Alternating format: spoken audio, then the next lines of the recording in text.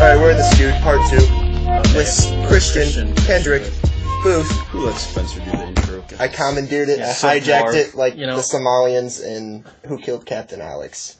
That's a great movie. I have never seen that movie. Alright, wait, no, that's not the captain's name. So today, we're going to be talking... Captain Phillips, that's his name. Okay, yeah, I know what you're talking about. I'm the captain now. Jerry. Anyway, politics. We're talking about the big one, politics. You know, we're going to try and be as objective as possible. Yeah, we're using the P word today.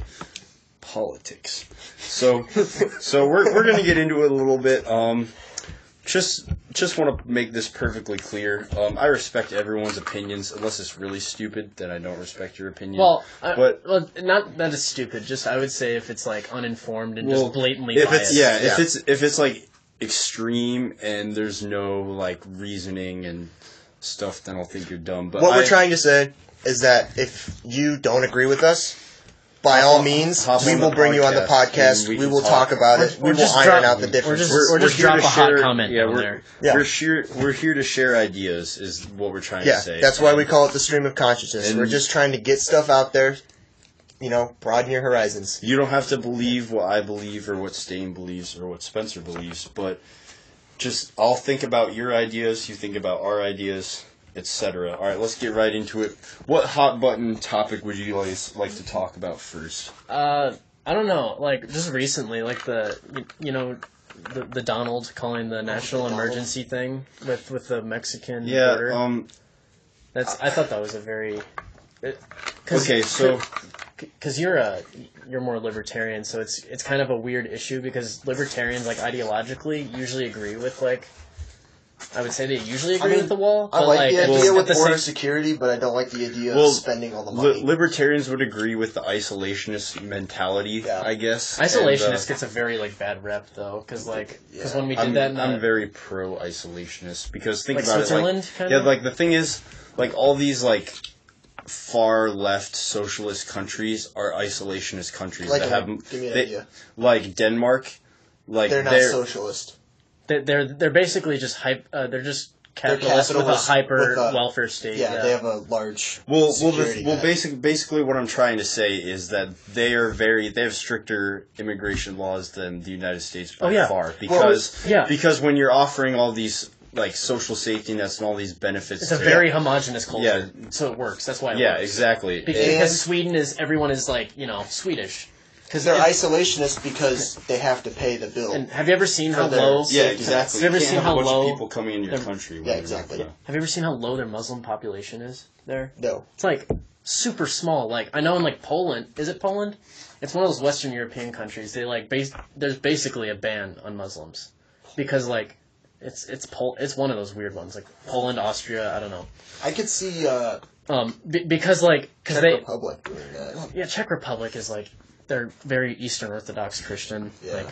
I enjoy the Czech Republic as far as I don't know. They really hate communism, which I think is a good place to be. Hating communism is usually a good quality. Yeah, I don't hating any groupthink or for any utilitarian society, whatever's good for the society. Any of the isms.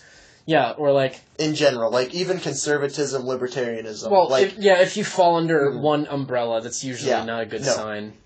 That's a bad thing. Back to the wall. First off, the national emergency funding isn't even close to the amount of money. I believe it's either $50 million or $500 million. Either way, it's not even close to the amount that he's going to need to build a wall. The wall is something like $8 to $12 billion. Yeah, and the thing is, it's just a waste of money, I think. And I think that there's so many better, different ways to control immigration, and not even to control immigration, but to reduce the problems that come from it.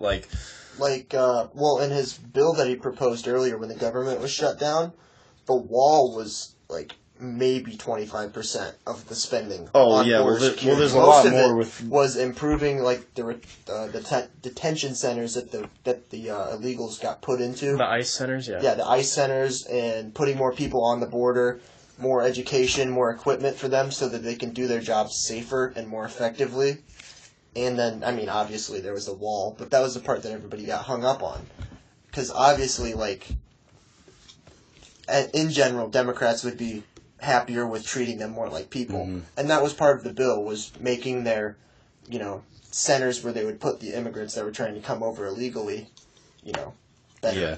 Instead of looking like a pig pen, they would look like a jail cell. I honestly think they should just make it easier to become a United States citizen. Like, the standards for becoming a citizen are pretty ridiculous. Like, you have to know more about the United States than probably the average American. Well, does. because you guys are in AP Gov right now, right? Yeah. So I remember when I was in that my junior year, Harrington passed around. Shout out Daddy H. Oh, I love Harrington. We're trying to get you on the podcast. We know you listen. Harrington's still my favorite teacher I've had. Anyway, he gave out this thing that was basically like the Constitution test, and it was like what you'd think it was, like what does, like, who's the first president, and then they get very specific, like what's in the Constitution, and you had to score like super high on it, like 90%, and like the majority, like my class, like 25, like 1 or 2 people had it. Well, and that's why legal immigrants get so upset about illegal because like I'm up in the suburbs where I'm in school. I'm in one of the more conservative suburbs, but anyway, like we have like a couple teachers who are Hispanic, and like they're super huge like wall people, and like a lot of people see that as like race like kind of like a race traitor thing. But like an Uncle Tom, they hate those people because they make Mexican immigrants look terrible. They make them just look like, all the stereotypes that the far right people put on them, like drug selling rapist people. But they came in the country the right way, and that's the way that it is. And a lot of things that you see now, because you see the far right basically just going off on like it is turning into kind of a racist thing that a lot of the far right people are like identifying with, where it's like Richard Spencer type people, KKK. Yeah, not like Ben Shapiro types, because he's fairly like reasonable on that topic. Yeah. But then you see like the far left people where they're just like, oh yeah, no human being is illegal, and like the open borders. It's I think both are very dangerous things, because if you live in like that homogenous culture like you see in like Sweden, it's exactly that. It's homogenous. It's boring. What defines America is diversity. Yeah. And that's something that I think the liberals are very intelligent for emphasizing. But I just think the no human being illegal thing is very dangerous, because you don't know what the people are like. The open border idea, like a thing that defines a country is a border. A definitive border. That's part of a prerequisite for being a country. So if you don't have a world without borders or whatever, that's not going to work. And a lot of people like take it as like you don't want everyone in a country coming in. They take that like very personally, like, oh, you're against globalizing.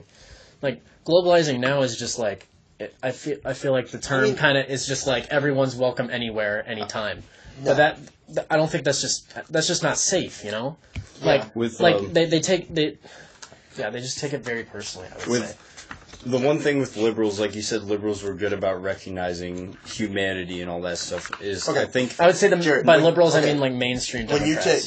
That's what I was just going to ask. Democrats. When you say liberals, are you talking like liberals are your mainstream Democrats like Hillary Clinton, Barack Obama, Cory Booker, Elizabeth Warren, those types of people? Elizabeth Warren and Cory Booker, I would say, are more leftist than liberal. Yeah, because they're kind of blind. Then define a leftist, just so we have a base point. Okay, so you have just in general terms.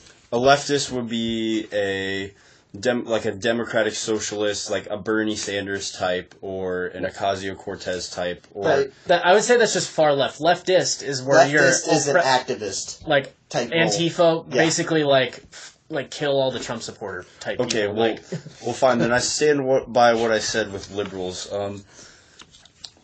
The difference between, I guess, like you said, how the liberals were like recognizing that America's great because of all the different cultures, but like the way liberals view it, I think, and this is obviously a generalization, but it is probably not the case for everyone, but like instead of like a melting pot, it's like a lunch tray. So you have all of these different groups sectioned off. Yes. Yeah, exactly. And they never like it's like, yeah, it's America. There's all these different cultures: the Mexican culture, the African American culture, there's a white culture. But I think that what's great about America is that all these cultures combine into one distinct American culture. Yeah. That's what I've heard. You can see the onions and the peppers and stuff, but it's all one thing. Yeah, but it's all tomatoes. Because what we see a lot of times now is like the the cultural appropriation discussion. Like if you go on Twitter for about 10 minutes, you basically see it. Like I remember during prom season last year, there was this white girl, and she wore this like traditional type thing. Yeah, it was like traditional Japanese red dress and like cool like. But somebody got upset. Yeah, and some Asian guy got upset. But like what they don't, a lot of those like the super far left people don't realize is that the integration of cultures like that is a sign of peace. Yeah, exactly. You know? Exactly. Like, obviously, it was different, like, when white people were imitating black people in, like, the 20s with, like, blackface. With blackface, yeah. Yeah, that was obviously, like, not appealing. But, like, if you're doing the stuff out of, like, admiration, that's a good thing. Yeah. Or if you're dressing up if a white kid wants to dress up as Black Panther for Halloween because they saw the Black Panther movie and they thought it was dope. Like, why is that a big deal? Yeah, I remember Moana. Like there's a big thing on like the super radical pages about like if you're not Polynesian, you can't have your kid dress as Moana. And like, a lot of the things with that, I mean, there's some hypocrisy with it too. If you want all the races to be equal, then it doesn't matter what color they are when they're on screen. Oh yeah, it just exactly. I mean, and there's definitely a culture war going on there because. They want like a diverse America, but they want people a lot of times, or at least this is how their agenda seems. Correct me if I'm wrong. A lot of it seems like they want each person to. Okay, when you say they, do you mean like liberals as in mainstream Democrats or as in far left? I would say definitely far left, but like. I don't know. I think mainstream Democrats sometimes get caught into the same thing, just like mainstream Republicans do. Well, like your average they have Trump trouble denying the. Can I say something? Yeah. I think that a lot. I think that the left of the media is not the same as what do you mean the average left of the media? The average American liberal. Okay, so if you go on. Like if you go on the MSNBC, seal of the media isn't the same.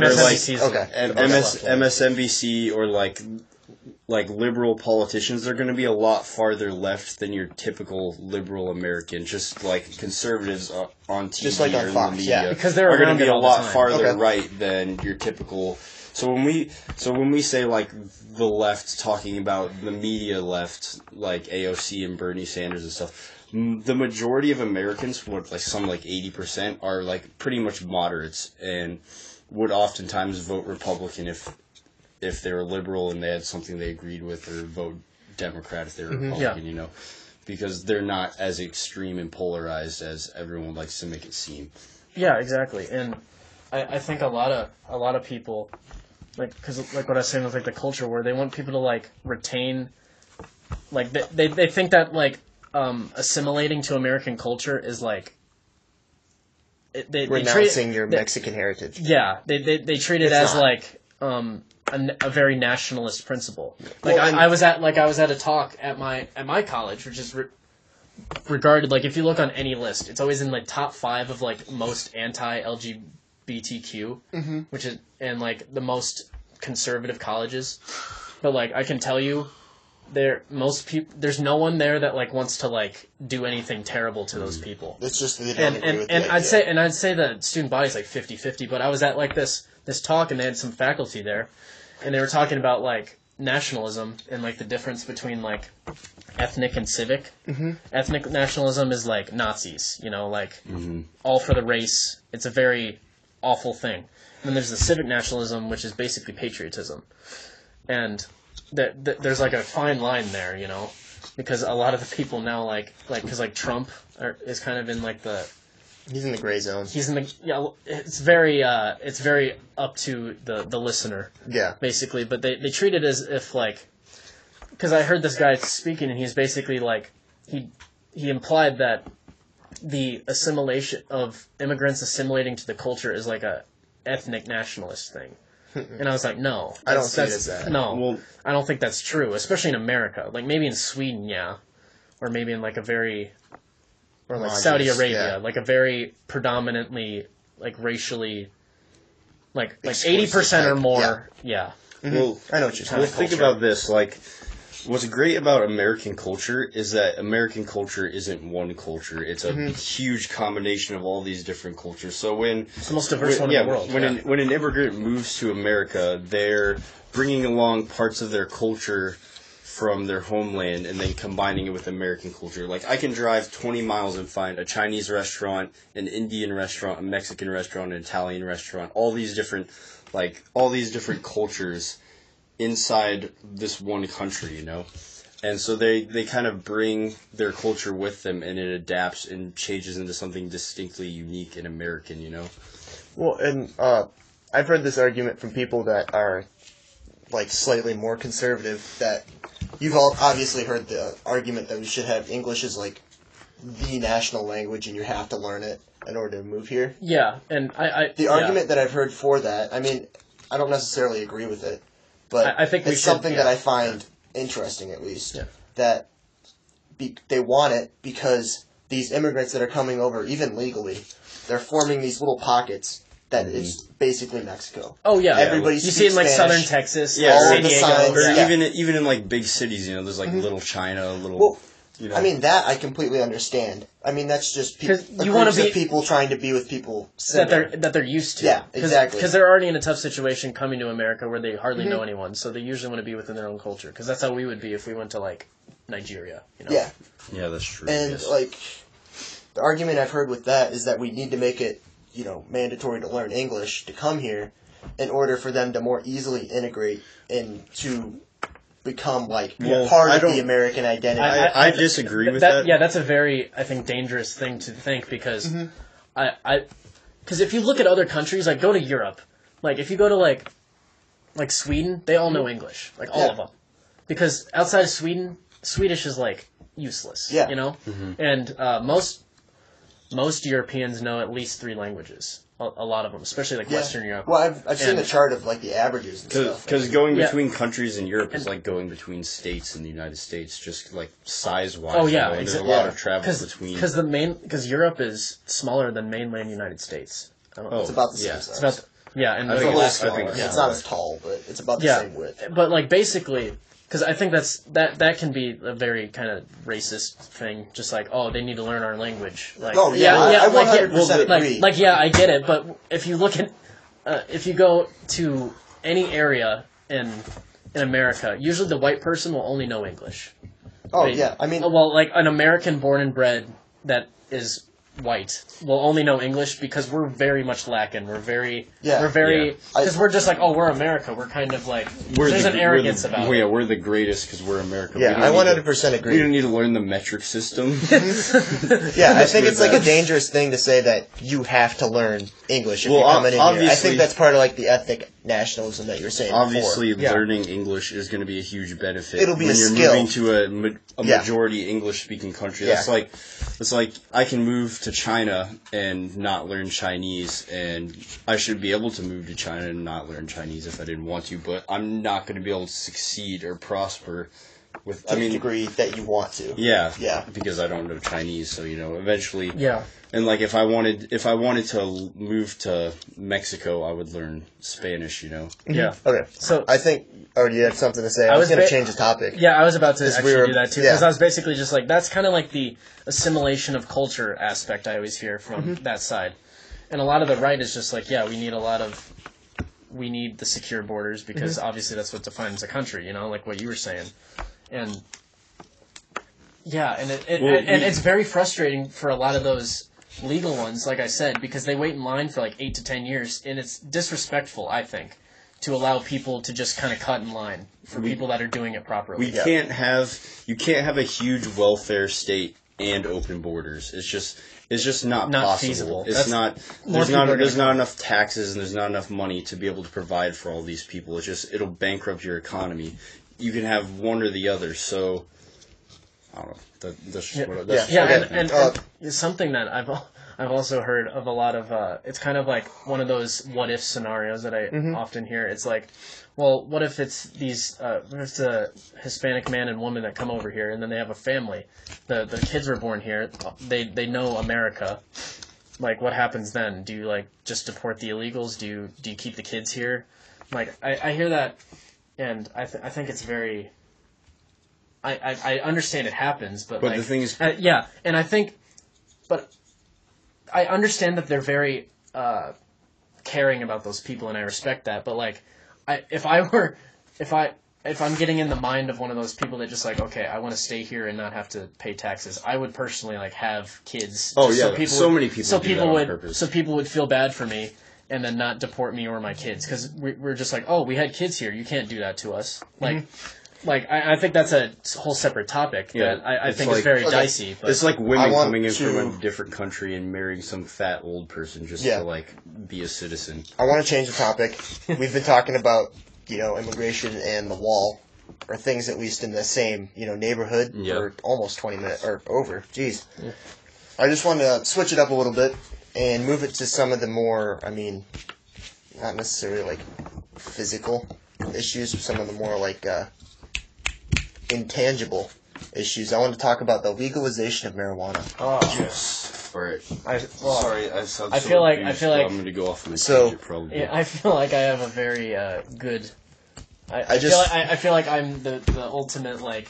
I try not to put myself on a high horse ideologically because I do not have a monopoly on truth. Mm-hmm. But I feel like hearing this topic from like people who don't indulge in drugs is usually the ideal at times because I can't tell you how many people, especially at like in high school, where I just met them and I'm just like, God, you're such a smart person, but like all they like do in their free time is like develop their argument for the legalization of marijuana. Where I'm just like, Oh yeah, man, you could be like building planes right now. Yeah, you could be the best. Like, and all you want to do is smoke. So like. You don't need to spend that much time formulating an argument for why you should. Yeah, it's a straightforward argument. Though. It's pretty They logical. don't hurt people, First and off, it's safe. on a personal philosophical level, I think that a person has the right to do whatever they choose with their own person. As long as it doesn't hurt others. As long as you're not harming someone else and you're of a responsible, mature, brain-developed age. The basic. Yeah, you should be able. Principle. You should be able to. What? Keep going.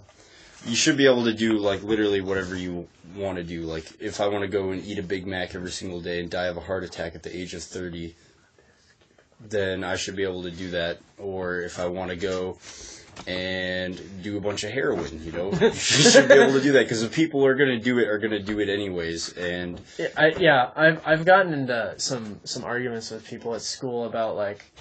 Because libertarians, I think, are kind of split on, like, the full drug policy, Yeah. Because a lot of libertarians agree on, like, yeah, we should legalize marijuana, but a lot of them are kind of on the fence about, like, all drugs, because, like, oh, those definitely hurt people. We see that, like, because people OD every day, Mm-hmm. But it's like, because that one gets dicey, because that one can hurt people a lot more than marijuana does, What I would argue is that less people would actually be hurt if it was legalized because, first off, there's some evidence to support this. I can't remember. I think it's Portugal, which already isn't that great of a country. No offense to Portugal or anything. Shout out to Lisbon, Portugal. but what they did was they did a blanket decriminalization of all drugs, and what they found was that drug use actually declined. Which is fascinating. At first it spiked for the first year or two, but then it declined to record lows. It's kind of like how marijuana use was in Colorado, because I remember a ton of people when it started getting legalized state by state, they're just like, oh, all these people are just gonna completely indulge in this and they won't get in trouble and they're gonna ruin their lives. That happened in Colorado for a while, but at a certain point you're just like, okay, I don't need to do this. And then I feel like a lot of people just want to do things because it's illegal. Yeah, exactly. And then once you have access to it and there's not the taboo of it, you have a better support system if you do get addicted to a certain substance. It's Alcoholics Anonymous. Yeah, exactly. There's less shame in going and talking about it. You don't have to worry about getting arrested or prosecuted to try and help your problem. Oh, yeah. And you're not in jail, so you don't have a felony slapped on you, which even worsens the cycle of addiction because you go to jail for a drug charge. You literally can't get a decent job anymore, so you take more drugs to cope, and it's just a downward spiral, So it's a lot easier to get out of that when there's a lot more of a support group.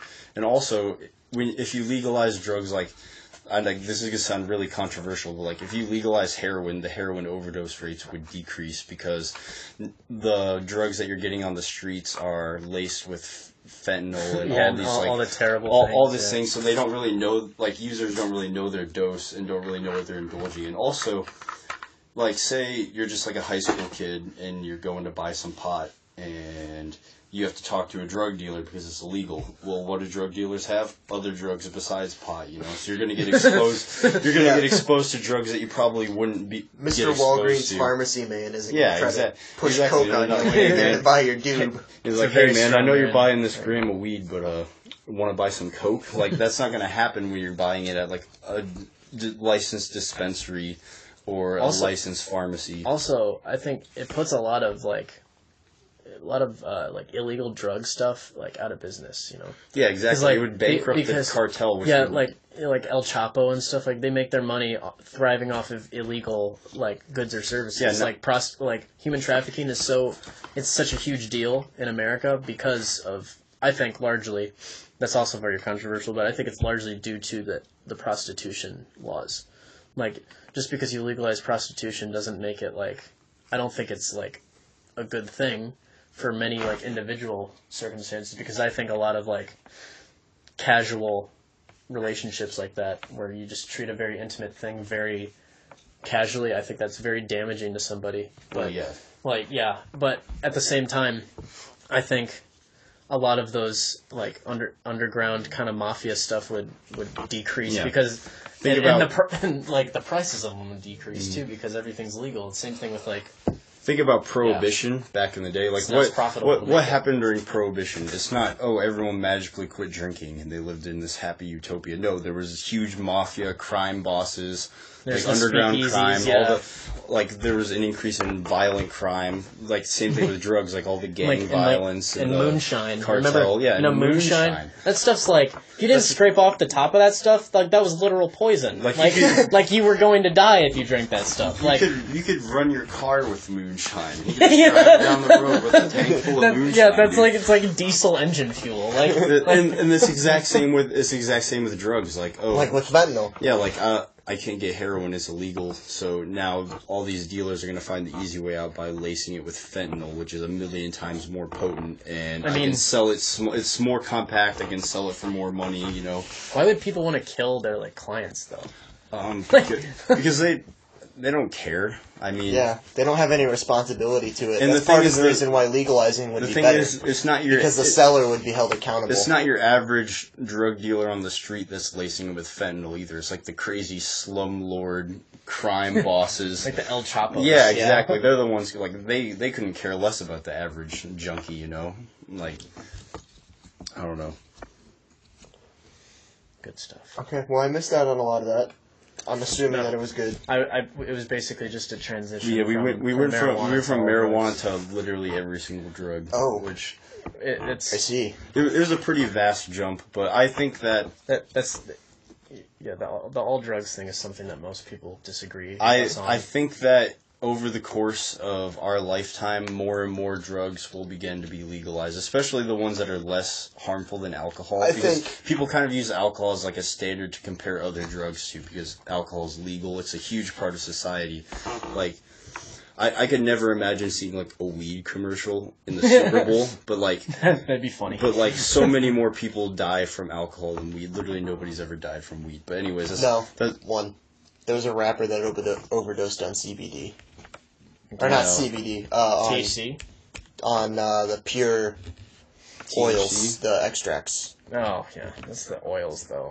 Did he actually die, or... He actually died. Did he do something stupid because he was tripping out so hard? No, he actually died. Oh, maybe... It was because it was super potent extract. Yeah, maybe it's because, I don't know, maybe heart problems or something like that. It's a pretty big vasodilator. But anyways, there's already movements in some of the more liberal states and cities and stuff like Denver.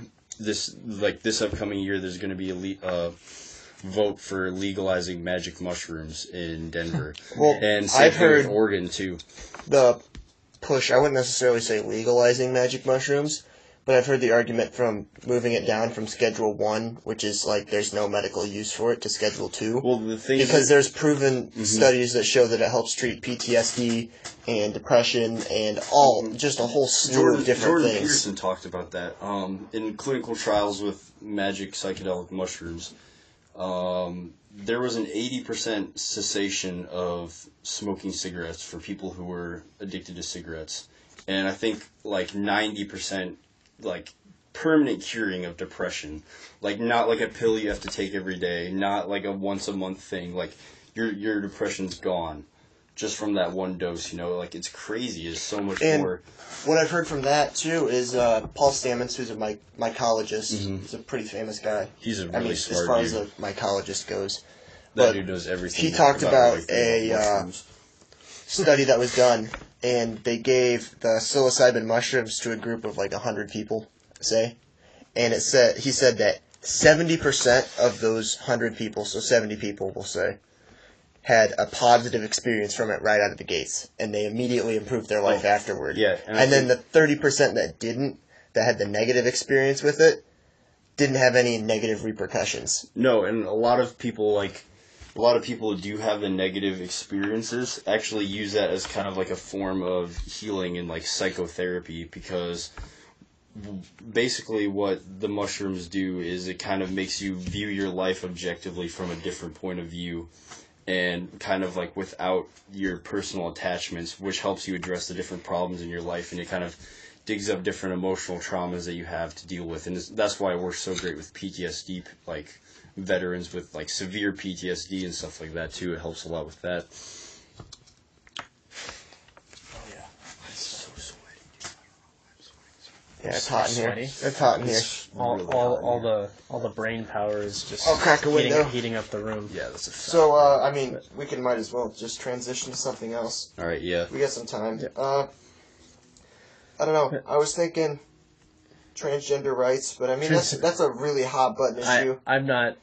I feel like. And I don't know if you guys are comfortable talking about that. I don't want to have to face any people that want to tussle with the stain for, We'll hop for saying that one. something they don't like. We'll just talk about looking forward into the presidential election of 2020, the first one that Jerry and I will be able to vote in.